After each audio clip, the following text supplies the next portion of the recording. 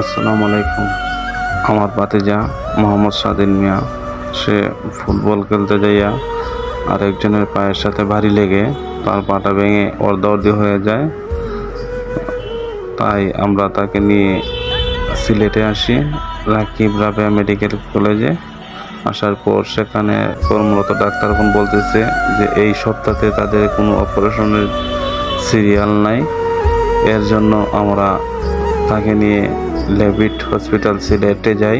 যাওয়ার পর সেখানে কর্মরত ডাক্তার ছিলেন ডাক্তার শঙ্কর কুমার রায় স্যার আমাদেরকে অপারেশনের ডেট বললেন যে আপনারা যদি দ্রুত অপারেশন করতে চান তাহলে ট্রমা সেন্টারে যান।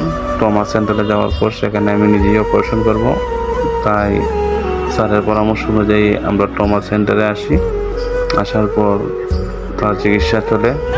আজ রাত 9টায় তার অপারেশন হবে। ডক্টর শঙ্কর কুমার রায় স্যার তার অপারেশন করবেন আজ রাত 9টায়।